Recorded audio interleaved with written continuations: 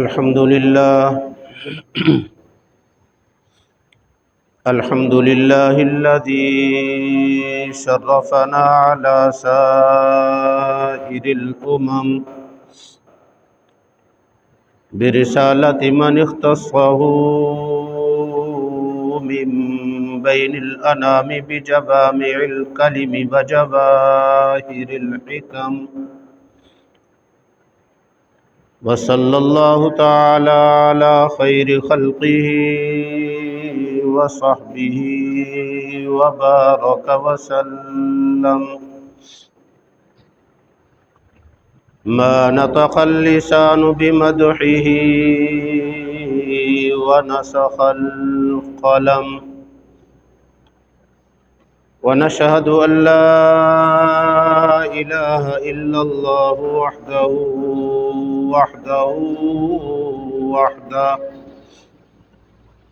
لا شريك له ولا نذير له ولا معين له ونشهد أن سيدنا وسندنا ومولانا محمدا عبده ورسوله أما بعد فأعوذ بالله من الشيطان الرجيم بسم الله الرحمن الرحيم والفجر وليال عشر والشفع والوتر والليل إذا يسر هل في ذلك قسم لذي حجر وقال الله تعالى في مقام آخر لن ينال الله لحومها ولا دماؤها ولكن يناله التقوى منكم قال النبي صلى الله عليه وسلم إن الله لا ينظر إلى صوركم وأموالكم ولكن ينظر إلى قلوبكم وفي رواية ولكن ينظر إلى نيتكم أو كما قال رسول الله صلى الله عليه وسلم صدق الله العظيم وصدقنا وبلغنا رسوله النبي الكريم ونحن على ذلك من الشاهدين والشاكرين والحمد لله رب العالمين رب اشرح لي صدري ويسر لي أمري واحلل عقدة من لساني يفقهوا قولي رب زدني علما اللهم رب زدني علما وارزقني فهما سبحانك لا علم لنا إلا ما علمتنا إنك أنت العليم الحكيم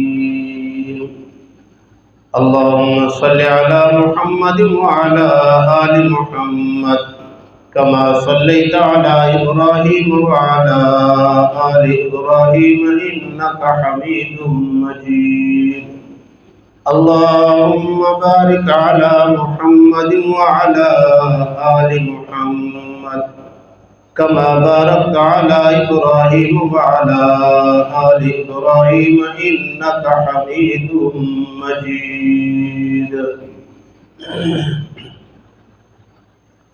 جتنے بھی تمام احباب مسجد میں موجود ہیں ان سے میں گزارش کروں گا کہ ایک مرتبہ دوبارہ محبت اور عقیدت سے ثواب کے لیے سے نماز والا درود شریف پڑھ لیں اللهم صل على محمد وعلى آل محمد كما صليت على إبراهيم وعلى آل إبراهيم إنك حميد مجيد اللهم بارك على محمد وعلى آل محمد كما باركت على إبراهيم وعلى آل إبراهيم إنك حميد مجيد میرے واجب الاحترام دوستو، آج ذوالقعدہ کی 29 تاریخ ہے۔ اسلامی مہینے کا یہ 11واں مہینہ ختم ہونے والا ہے اور آگے آخری 12واں مہینہ شروع ہونے والا ہے۔ جیسے ہی ذوالحج کا مہینہ شروع ہوتا ہے، اس کا چاند نظر آتا ہے، چند احکامات اللہ تبارک و تعالیٰ کی طرف سے میرے اور آپ کی طرف، بلکہ ہر کلمہ گو مسلمان کی طرف متوجہ ہو جاتے ہیں۔ ان احکامات کے متعلق آخری پارہ سورہ بقرہ کی ابتدائی آیات مبارکہ اسی مناسبت سے پڑھی گئی ہے۔ اللہ تبارک و تعالیٰ نے قسم اٹھا کر فرمایا، والفجر، مجھے فجر کی قسم ہے، ولیال عشر، مجھے 10 راتوں کی قسم ہے۔ تمام جمہور مفسرین نے لکھا ہے کہ ان 10 راتوں سے مراد یہی ذی الحج کی 10 راتیں ہیں، جو یقیناً بالیقین تقریباً آج چاند نظر آ جائے گا، اور آج مغرب کے وقت سے ذوالحج کا چاند نظر آتے ہی ذوالحج کا مہینہ شروع ہے۔ تو ان 10 راتوں میں سے پہلی رات جو آج آنے والی رات ہے وہ اس میں شامل ہے۔ ان 10 راتوں کی اللہ تبارک و تعالیٰ نے قسم اٹھائی، وَلَيَالٍ عَشْرٍ، مجھے 10 راتوں کی قسم ہے۔ صرف 10 راتوں کے لیے آگے اللہ نے پھر اہمیت کی وجہ سے علیحدہ علیحدہ، وَالشَّفْعِ، مجھے 8 ذی الحج کی بھی قسم، وَالْوَتْرِ، مجھے 9 ذی الحج کی بھی قسم، اللہ نے ان راتوں کی قسم اٹھائی۔ وَاللَّيْلِ إِذَا يَسْرِ، مجھے پھر صبح کے تہجد کے وقت کی قسم جب رات کچھ حصہ گزر جاتا ہے۔ اللہ تبارک و تعالیٰ ان لمحات کی، ان اوقات کی، ان ایام اور ان راتوں کی قسم اٹھا رہے ہیں۔ یاد رکھنا، اللہ تبارک و تعالیٰ کا کوئی بات فرما دینا مسلمان کے ایمان لانے کے لیے اتنا ہی کافی ہے کہ میرے رب نے یہ بات فرمائی ہے، لیکن اہمیت کو ظاہر کرنے کے لیے اللہ تبارک و تعالیٰ نے قسم اٹھائی، والفجر، مجھے فجر کے وقت کی قسم، ولیال عشر، مجھے 10 راتوں کی قسم، والشفع، مجھے 8 ذی الحج کی قسم، والوتر، مجھے یعنی 9 ذی الحج کی قسم۔ اللہ نے واللیل اذا یسر، اللہ نے پھر تہجد کے وقت کی قسم اٹھائی۔ گویا کہ ایک ہی بات کو اللہ نے ظاہر کرنے کے لیے 5 قسمیں اٹھا کر اللہ نے مجھے اور آپ کو اس بات کی طرف متوجہ فرمایا۔ هل فی ذلک قسم لذی حجر، یہ اللہ نے بات فرمائی۔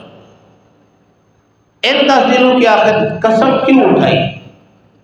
دیکھو، قسم 2 وجہ سے کسی چیز کی اٹھائی جاتی ہے، یا تو اس کی عظمت ظاہر کرنے کے لیے، یا یہ ہے کہ قسم اٹھا کر اس کے بعد والی بات کی اہمیت ظاہر کرنے کے لیے۔ ہمارے عرف عام کے اندر، خصوصاً سرائکی پٹی کے اندر، بچے کے سر پہ ہاتھ رکھ دیا جاتا ہے کہ مجھے اپنے بیٹے کی قسم۔ عورت سب سے بڑی قسم اٹھاتی ہے تو کہتی ہے مجھے اپنے خاوند کے سر کی قسم، خاوند کے سر کی قسم۔ اور اگر کوئی بندہ قسم اٹھاتا ہے تو مسجد کی دیوار کے پاس آتا ہے، کہتا ہے مجھے اللہ کے گھر کی دیوار پہ ہاتھ ہے، مجھے اللہ کے گھر کی قسم۔ یہ قسمیں اٹھائی جا رہی ہیں۔ ہم لوگ کھانا کھا رہے ہوتے ہیں، چارپائی پہ بیٹھے ہیں، کہتے ہیں اسی چارپائی پہ میرا جنازہ اٹھے گا، مجھے اسی کی قسم۔ کھانا کھا رہے ہوتے کہتے ہیں مجھے رزق کی قسم۔ یہ قسمیں اٹھائی جا رہی ہیں۔ یہ ایک علیحدہ شرعی مسئلہ ہے کہ ان چیزوں کی قسم اٹھانا صحیح ہے یا نہیں، یہ ایک الگ مسئلہ ہے۔ حدیث مبارکہ میں آتا ہے، من حلف بغیر اللہ فقد اشرک، جس نے اللہ کے غیر کی قسم اٹھائی اس نے مشرک والا کام کیا ہے، موحد اور مسلمان والا کام نہیں کیا۔ مسلمان کا کام ہے صرف اللہ کے نام کی قسم اٹھانا، اللہ کی ذات کی قسم اٹھانا، اللہ کی صفات کی قسم اٹھانا، اور کسی چیز کی قسم نہیں اٹھاتے۔ لیکن بات یہ کہہ رہا ہوں کہ قسم اٹھائی جاتی ہے ان چیزوں کی عظمت ظاہر کرنے کے لیے کہ میرے دل میں میرے بیٹے کی اہمیت ہے، میرے دل میں مسجد کی دیوار کی اہمیت ہے، میرے دل میں قرآن کی عظمت ہے، میرے دل میں میرے دل میں رزق کی اہمیت ہے، میرے دل میں چارپائی جس پہ جنازہ اٹھے گا اس کی عظمت ہے، ہم ان چیزوں کی قسم اٹھاتے ہیں۔ یاد رکھنا اللہ تبارک و تعالیٰ نے بھی ذی الحج کی ان پہلی 10 راتوں کی قسم اٹھا کر امت کو بتا دیا، لوگوں میری نظر میں یہ سب سے بڑے اہم دن ہیں۔ چنانچہ حدیث مبارکہ میں آتا ہے احب الاعمال الی اللہ، اللہ تبارک و تعالیٰ کے ہاں سب سے زیادہ پسندیدہ عمل رمضان المبارک کے بعد سب سے زیادہ پسندیدہ عمل اللہ کی نظر میں ان 10 ذی الحج کے اندر کیے جانے والے اعمال ہیں، کیے جانے والے اعمال ہیں۔ ایک رات کی عبادت جناب رسول اللہ صلی اللہ علیہ وسلم نے ارشاد فرمایا، ان 10 ذی الحج کے راتوں میں ایک رات کی عبادت، ایک رات کی عبادت، فرمایا شب قدر کی عبادت کے برابر اللہ کے ہاں اجر و ثواب ملتا ہے۔ شب قدر، شب قدر کو ہم ڈھونڈتے ہیں، تلاش کرتے ہیں، تو اس لیے ان راتوں کی اہمیت ہے، ان راتوں کی عظمت ہے۔ اور فرمایا ذی الحج کے پہلے 9 دن، ان میں سے ایک دن کے روزے کا ثواب اللہ کے پاک پیغمبر صلی اللہ علیہ وسلم نے فرمایا 1 سال کے روزوں کے برابر اجر و ثواب ملتا ہے، 1 سال۔ اور پھر فرمایا 9 ذی الحج، 9 ذی الحج قربانی کے ایک دن پہلے والے دن کے روزے کا ثواب اللہ کے پاک پیغمبر صلی اللہ علیہ وسلم فرماتے ہیں مجھے اللہ تبارک و تعالیٰ سے امید ہے کہ اللہ تبارک و تعالیٰ 1 سال گزشتہ اور 1 سال آئندہ جو زندگی میں انسان کے آنے والا سال ہے، 2 سالوں کے گناہوں کا کفارہ بن جاتا ہے وہ روزہ، 2 سالوں کے گناہ معاف کر دیے جاتے ہیں۔ ان گناہوں سے مراد صغیرہ گناہ ہے، ان گناہوں سے مراد صغیرہ گناہ ہے۔ اللہ تبارک و تعالیٰ 9 ذی الحج کے روزے کا ثواب 2 سالوں کے گناہوں کے معافی کا اعلان فرماتے ہیں۔ کپڑا مارے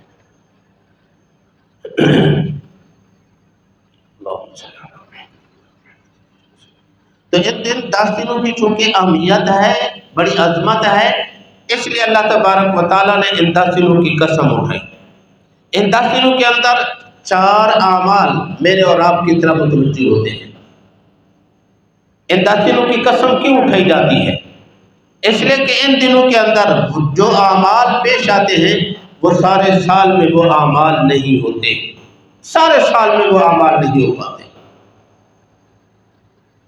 ان اعمال میں سے ایک عمل یاد رکھنا یہ ہے، جناب رسول اللہ صلی اللہ علیہ وسلم کا فرمان مبارک ہے، جب تم ذی الحج کا چاند دیکھو، چاند دیکھتے ہی جو آدمی قربانی کرنے کا ارادہ رکھتا ہے، جس آدمی کا قربانی کرنے کا پروگرام ہے، عزم اور ارادہ ہے، فرمایا وہ آدمی چاند دیکھنے کے بعد اپنے بالوں کی حجامت، مونچھ کتروانا، ناخن کٹوانا، غیر ضروری بالوں کی صفائی یہ نہ کرے جب تک کہ قربانی نہ کر لے۔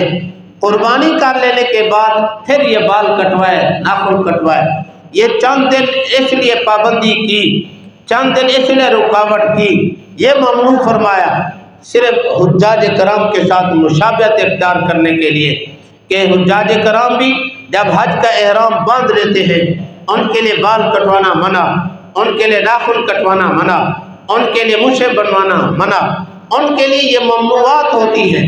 لہذا تم بھی ان حجاج کرام کے ساتھ تھوڑی سی مشابہت اختیار کر لو، اللہ تبارک و تعالیٰ تھوڑی سی مشابہت اختیار کرنے کی وجہ سے اللہ تبارک و تعالیٰ تمہارے مغفرت کا اعلان فرما دیں گے، مغفرت کا اعلان فرما دیں گے۔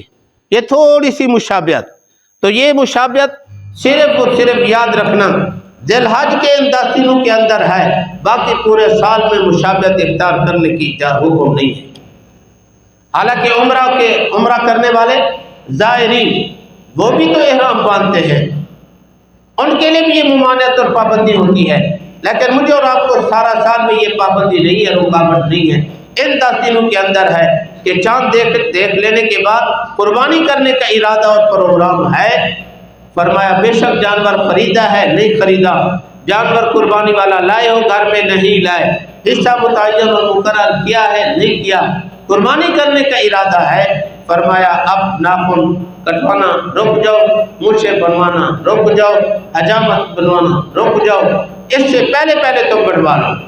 چنانچہ میرے لیے اور آپ کے لیے آج آخری دن ہے، آج رات چاند نظر آ جائے گا، امید یہی ہے کیونکہ کل سعودیہ میں چاند نظر آ گیا، یقیناً ہمارے ہاں بھی آج چاند نظر آ جائے گا، اس اعتبار سے سوموار کے دن عید ہوگی، تو اس لیے آج چاند نظر آ جائے گا، تو آج ہمارے لیے آخری دن ہے۔ ناخن جس نے نہیں کٹوا لے، حجامت نہیں بنوا لے، غیر ضروری بالوں کو صاف کرنا ہے کر لے، مونچھیں بنوانی ہے بنوا لے، پھر 10 دن کے لیے رک جائیں اگر قربانی کا ارادہ اور پروگرام ہے تو۔ یہ پہلا حکم۔ دوسرا حکم فرمایا، دوسرا حکم یہ ہے کہ جیسے 9 ذی الحج کی عصر کی نماز کا وقت ہوگا، بلکہ فجر کی نماز کا وقت ہوگا، اس وقت سے تکبیرات تشریق 13 ذی الحج تک ہر مسلمان بالغ آدمی، خواہ وہ مرد ہے یا عورت ہے، فرض نماز کا سلام پھرتے ہی ایک بار کہنا اس کے لیے واجب ہے۔ مردوں کے لیے ذرا بلند آواز میں کہنا اور عورتوں کے لیے پست اور آہستہ آواز میں کہنا واجب اور ضروری ہے۔ ایک بار کہیں گے اللہ اکبر لا الہ الا اللہ اللہ اکبر وللہ الحمد، یہ حکم ہے، اور یہ حکم صرف 9 ذی الحج کو ہے، باقی پورے سال کے اندر یہ حکم نہیں ہے، باقی پورے سال میں یہ حکم نہیں ہے۔ تو اس لیے ان دنوں کی اللہ نے قسم اٹھائی ہے۔ پھر 9 ذی الحج کے روزے کی اہمیت اور فضیلت وہ صرف 9 ذی الحج کے ساتھ ہے، باقی پورے سال میں نہیں ہے۔ محرم کے روزے کی فضیلت ضرور ہے لیکن یہ فضیلت نہیں ہے۔ ایام بھی 13، 14، 15 کے دن کے روزے کے رکھنے کی فضیلت ضرور ہے لیکن یہ فضیلت نہیں ہے۔ جمعرات اور پیر کے دن کے روزہ رکھنا ثابت ہے شریعت کے اندر، لیکن یہ فضیلت اس میں نہیں ہے۔ یہ فضیلت 9 ذی الحج کے روزے کی صرف اسی دن کے ساتھ خاص ہے، اسی دن کے ساتھ خاص۔ پھر فرمایا 10ویں دن جو قربانی ہم نے کرنی ہے، قربانی کرنی ہے، یہ قربانی سارا سال ہم جانور ذبح کرتے رہے، ایک جانور کی بجائے 10 جانور ایک انسان ذبح کرے، لیکن اس میں قربانی کا اجر و ثواب نہیں ملتا۔ قربانی کا ثواب ملے گا 10 ذی الحج، 11 ذی الحج، 12 ذی الحج۔ یہ 3 دنوں کے اندر قربانی کے جانور جو ذبح کیے جاتے ہیں اس کا ثواب ہے۔ اللہ کے پاک پیغمبر صلی اللہ علیہ وسلم نے ارشاد فرمایا، قربانی کے جانور پہ جب گلے پہ چھری پھرتی ہے، چھری پھرتے ہی خون زمین پہ بعد میں گرتا ہے، قربانی کرنے والے کی مغفرت اور بخشش کا اعلان اللہ پہلے فرما دیتے ہیں۔ یہ عظمت اور فضیلت انہی دنوں کے ساتھ خاص ہے۔ تو میں اس لیے عرض کر رہا تھا ان دنوں کی فضیلت ہے، اس لیے رب تعالیٰ نے ان دنوں کی قسم اٹھائی۔ والفجر، مجھے فجر کے وقت کی قسم، ولیال عشر، مجھے 10 ذی الحج کی راتوں کی 10 راتوں کی قسم، والشفع، مجھے 8 ذی الحج کی قسم، والوتر، مجھے 9 ذی الحج کی قسم۔ اللہ نے ان دنوں کی قسم اٹھائی ہے اس کی اہمیت کی وجہ سے، اس کی اہمیت کی وجہ سے۔ اللہ مجھے اور آپ کو سمجھ عطا فرمائے۔ دوسری آیت مبارکہ میں نے پڑھی ہے کہ اللہ تبارک و تعالیٰ نے 17واں پارہ سورہ حج کے اندر اللہ نے یہ آیت مبارکہ نازل فرمائی، لَن يَنَالَ اللَّهَ لُحُومُهَا وَلَا دِمَاؤُهَا وَلَكِن يَنَالُهُ التَّقْوَىٰ مِنكُمْ۔ اللہ تم قربانی کرتے ہو، قربانی والے دن اللہ کے ہاں تمہارا جانوروں کا خون نہیں پہنچتا، تمہارے جانوروں کا گوشت نہیں پہنچتا، اللہ کے ہاں پہنچتا ہے کہ تمہارے دل کا تقوی، تمہارے دل کی نیت، تمہارے دل کا ارادہ، یہ اللہ کے ہاں پہنچتا ہے۔ لہذا قربانی کرنے کے لیے انسان کے لیے لازم اور ضروری ہے کہ سب سے پہلے اپنی نیت کو درست رکھے، سب سے پہلے اپنی نیت کو درست رکھے۔ ایک نیت یہ ہے کہ میں اللہ کی رضا کے لیے قربانی کر رہا ہوں، بس۔ بڑے جانور میں حصہ ہے، 7 حصے دار ہیں، تو اس کے اندر انسان سارے حصے داروں کو متوجہ کرے۔ بھائی گوشت تو سارا سال کھاتے رہتے ہیں، اللہ کی رضا کے لیے جانور کو قربان کرنا ہے۔ اس میں گوشت کھانے کی نیت نہ کرو۔ کسی ایک حصے دار نے بھی گوشت کھانے کی نیت کر لی، یاد رکھنا سارے حصے داروں کی قربانی رائے گاں اور ضائع، برباد ہو گئی، ختم۔ اس لیے کہا جاتا ہے اولا انسان انفرادی اپنی ذاتی قربانی کرے، بکرا خرید لے، چھترا خرید لے، دمبا خرید لے، بکری خرید لے، بھیڑ خرید لے، اس کے اندر ہی اپنی علیحدہ انفرادی قربانی کرے۔ اگر نیت میں فطور آئے گا، اسی کی قربانی برباد ہوگی، دوسروں کی قربانی تو نہیں جائے گی، دوسروں کی قربانی تو ضائع نہیں ہوگی۔ تو اس لیے ہاں بڑے جانوروں میں حصہ ہے، پھر حصے داروں کی نیت کو درست کرو، ان کو کہو نیت ٹھیک کرو۔ تو سب سے پہلے نیت کو ٹھیک کرنے میں یہی لازم ہے کہ انسان اللہ کی رضا کے لیے قربانی کرنے کی نیت کرے۔ دوسری کیا نیت ہوتی ہے؟ ہم حصہ رکھ لیتے ہیں، جانور خرید لیتے ہیں، گھر میں ایک بکرا آ گیا، گھر میں ایک چھترا آ گیا، گھر میں ایک دمبا آ گیا، گھر میں پٹھ آ گئی، قربانی کر رہے، کتنے کو جان قربانی خرید لی، قربانی کر رہے ہو، نہیں کر رہے، حصہ رکھ لیا ہے جی، فلاں ادارے میں رکھ دیا ہے جی، فلاں کے ساتھ رکھ لیا ہے جی۔ پھر اگر اگلا سوال دوسرا آدمی کر لے، بھیا قربانی کس کی ہے، کس کی طرف سے ہے، پھر سوچنے لگ جاتے ہیں، ابا کی طرف سے ہے، اماں کی طرف سے ہے، میری طرف سے ہے، میری بیوی کی طرف سے ہے، کس کی طرف سے قربانی ہے؟ یہ نیت متعین نہیں ہوگی۔ نیت متعین نہ ہونے کی وجہ سے یاد رکھنا، میں مسئلہ بتا رہا ہوں، شاید کسی نے معلوم یہ مسئلہ نہ سنا ہو، یا سنا ہوگا تو نسیہ منسیہ کا شکار ہو گیا ہوگا۔ اگر بغیر کسی نیت کے متعین کیے گھر میں ایک حصہ کر لیا، گھر میں ایک جانور کر لیا، کوئی پتہ نہیں ہے گھر کے سربراہ کی طرف سے ہے، کوئی پتہ نہیں عورت کی طرف سے ہے، کوئی پتہ نہیں بیٹے کی طرف سے ہے، کوئی پتہ نہیں بہو کی طرف سے ہے، کس کی طرف سے قربانی ہے، تعین نہیں ہوا، یاد رکھنا یہ صدقہ خیرات تو بن جائے گا، قربانی کسی ایک کی طرف سے بھی نہیں ہوگی، کسی ایک کی طرف سے بھی نہیں ہوگی۔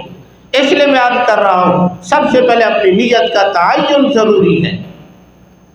ہمارے عرف عام کے اندر بہت بڑی غلط فہمی یہ پائی جاتی ہے، گھر میں 2 افراد صاحب نصاب ہیں، 3 افراد صاحب نصاب ہیں، باپ بھی کاروباری آدمی ہے، بیٹا بھی کاروباری آدمی ہے، ماں کے پاس بھی زیورات اور سونا چاندی نقدی جمع ہے، بہو کے پاس بھی سونا اور چاندی نقدی جمع ہے، بیٹے اور بیٹی کے پاس بھی ہے، قربانی پورے گھر کی طرف سے ایک کی جاتی ہے۔ یہ ہمارے عرف عام میں بہت بڑی غلط فہمی کا شکار ہے، بہت بڑی غلط فہمی پائی جاتی ہے۔ جتنے لوگ صاحب نصاب ہیں گھر کے افراد میں سے ہر ایک کے اوپر علیحدہ علیحدہ قربانی لازم و ضروری ہے۔ گھر کے سربراہ کی آمدنی اپنے پاس، بیٹے کی آمدنی اپنے پاس، بہو کے زیورات اس کی ملکیت، بیوی کی زیورات اس کی ملکیت، بیٹی کی زیورات اس کی ملکیت، سارے ایک ہی گھر میں رہتے ہیں۔ یاد رکھنا ہر ایک کے اوپر قربانی لازم و ضروری ہے، ہر ایک اپنی اپنی طرف سے قربانی کرے۔ 52.5 تولے چاندی کی مالیت جس انسان کے پاس ہے، 52.5 تولے چاندی آج کے دور میں، اگلے دن میں نے معلوم کیا اس کی مالیت تقریباً بنتی ہے 80,000 روپے۔ 80-85 ہزار کی مالیت جس آدمی کے پاس ہے اس کے اوپر قربانی لازم ہے۔ سال گزرنا بھی ضروری نہیں ہے، سال گزرنے کے بعد زکوٰۃ لازم ہوگی، قربانی کرنے کے لیے سال گزرنا ضروری نہیں ہے۔ قربانی کے 3 دنوں کے اندر 80,000 کی مالیت اگر کسی انسان کی ملکیت میں ہے اس کے اوپر قربانی لازم ہے۔ ہم کہتے ہیں 7 تولے سونا ہوگا تب قربانی لازم ہوگی، نہیں، 1 تولہ بھی اگر عورت کے پاس زیورات ہیں، 750 نقدی بھی اس کی ملکیت میں ہے، قربانی لازم ہے، وہ صاحب نصاب بن گئی، عورت صاحب نصاب بن گئی۔ قربانی کے لیے صاحب نصاب ہونا ضروری، صاحب نصاب ہونے کے لیے 80,000 کی مالیت نقدی موجود، 80,000 کے مال تجارت موجود، یا 80,000 کے زیورات موجود ہیں، سونا یا چاندی یہ موجود ہیں، یا 80,000 کی پراپرٹی اس کے پاس موجود ہے جو برائے فروخت ہے۔ یاد رکھنا، مکان برائے فروخت ہے، پلاٹ برائے فروخت ہے، دکان برائے فروخت ہے، کوئی جانور برائے فروخت ہے۔ فرمایا اگر اتنی مالیت کے اس کے پاس بھی موجود ہے، یہ صاحب نصاب ہے، اس کے اوپر قربانی لازم ہے۔ 2 دن پہلے ایک آدمی نے مجھ سے پوچھا، کہتا مولوی صاحب میں نے 2 لاکھ روپیہ جمع کر رکھا ہے بیٹی کی شادی کے لیے۔ میں نے کہا شادی کب کرنی ہے؟ کہتے محرم کے بعد۔ میں نے کہا قربانی کرو؟ کہتے وہ تو بیٹی کے لیے میں نے جمع کیے ہوئے۔ میں نے کہا بیٹی کو دے دیے؟ کہتے نہیں دیے تو نہیں ہے، دوں گا تو اس وقت جب شادی ہوگی۔ میں نے کہا تو صاحب نصاب ہے، تیرے اوپر قربانی لازم ہے، قربانی لازم ہے۔ لوگوں کو مسائل معلوم نہیں، مسائل معلوم کرنے کے لیے پھر علماء سے رابطہ بھی نہیں، مسجد اور مدرسے کے ساتھ رابطہ اور جوڑ بھی نہیں، تعلق نہیں ہے، مسائل معلوم نہیں ہے، جس کی وجہ سے یہ فریضے ہمارے اوپر قرض بنتے جا رہے ہیں۔ ایک سال قربانی نہیں کی گناہ گار ہوں گے، دوسرے سال قربانی نہیں کی گناہ گار ہوں گے، اور یہ قربانی ہمارے اوپر قرض ہے۔ پوچھو علماء سے، جس عالم سے نسبت ہے، ہمارا تعلق ہے، اس کے ساتھ رابطہ ہے، اس سے جاؤ پوچھو، مسئلہ معلوم کرو۔ جس ادارے کے ساتھ تمہارا آنا جانا رابطہ ہے، اس سے مسائل معلوم کرو۔ مولوی مسائل بناتا نہیں ہے، بتاتا ہے، اپنی طرف سے کوئی گھڑ کے نہیں بنا رہا مسائل۔ عالم کا کام ہے مسئلہ بتانا، میں بتا رہا ہوں۔ اب اس بتانے کے باوجود بھی اگر ہم قربانی کے معاملے میں کوتاہی کریں گے، یاد رکھنا عند اللہ ہم مجرم ٹھہریں گے، اللہ کے کٹہرے میں مجرم بن کر پیش ہوں گے۔ مولوی نے تو اپنی ذمہ داری نبھا دی، اللہ مجھے اور آپ کو سمجھ عطا فرمائے۔ تو میں یاد یہ کر رہا تھا، سب سے پہلے ہم اپنی نیت متعین کریں گے کہ ہم گوشت نہیں کھانے کے لیے قربانی کر رہے ہیں، اللہ کی رضا کے لیے۔ پھر حکم یہ ہے کہ قربانی کرنے کے لیے جانور کو قبل از وقت خریدو، کہیں حصہ رکھنا، قبل از وقت حصہ متعین کرو، وقتاً فوقتاً اس جانور کو دیکھو، اپنے ہاتھ سے اس کو کھلاؤ، نہیں چارہ ڈال سکتے روٹی کا ٹکڑا ہی اس کو کھلا دو، اپنے ہاتھ سے اس کو پلاؤ، جاتے ہوئے اپنے جانور کے جسم پہ ہاتھ پھیرو، تاکہ تمہارے دل کے اندر جانور کی محبت پیدا ہو، تمہارے جانور کے اندر تمہاری انس پیدا ہو، تاکہ 10 ذی الحج کو جب قربانی کے لیے ہم جانور کے گردن پہ چھری پھیریں، وہ صرف جانور کے گردن پہ چھری نہ پھرے، بلکہ ہمارے محبت اور ہمارے جذبات پہ چھری پھرے۔ اس لیے کہ یہ جانور کو ذبح کرنا یہ انسان کی مانند ہے۔ حضرت ابراہیم علیہ نبینا علیہ السلام نے اپنے بیٹے حضرت اسماعیل پہ چھری پھیری تھی۔ آج میں اور آپ اپنے بیٹے کو تو ذبح نہیں کر رہے، کم از کم بیٹوں جیسی محبت جانور کے اندر پیدا کر لے۔